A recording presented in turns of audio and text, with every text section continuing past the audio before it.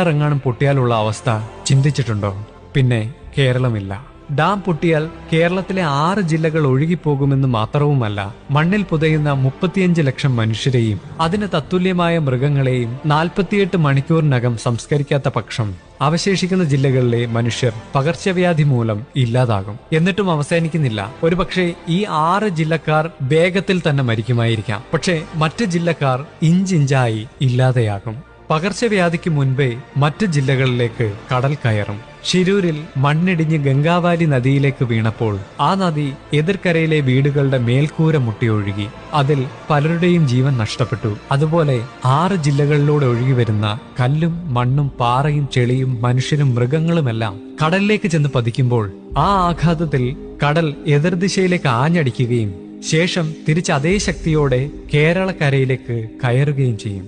ആലപ്പുഴക്കാർ കോഴിക്കോടോ കണ്ണൂരോ തീരത്തടിഞ്ഞേക്കാം. എറണാകുളത്തുകാർ ചിലപ്പോൾ തിരുവനന്തപുരത്തോ കൊല്ലത്തോ അടിഞ്ഞേക്കാം. അത്ര ഭയാനകമായിരിക്കും അങ്ങനെ ഒരു അപകടമുണ്ടായാൽ. മാധവ് ഗാഡ്ഗിലിന്റെ വാക്കുകൾ തെറ്റിയില്ല. അദ്ദേഹം ചൂണ്ടിക്കാട്ടിയ മേപ്പാടി ഭാഗത്തെ ഗ്രാമങ്ങളിലാണ് ഇപ്പോൾ ഉരുൾപൊട്ടലുണ്ടായിട്ടുള്ളത്. ഇനിയും പല സ്ഥലങ്ങളും അവശേഷിക്കുന്നു. അതിലേറ്റവും ഭയാനകം പെരിയാർ മേഖലയാണ്. ഇത് ജനങ്ങളെ ഭയപ്പെടുത്താൻ പറയുന്നതല്ല, ഇതിന്റെ ഗൗരവം മനസ്സിലാവാത്ത ചില ആളുകളിലേക്ക് എത്തിക്കുക എന്ന ഉദ്ദേശം മാത്രമേ ഉള്ളൂ.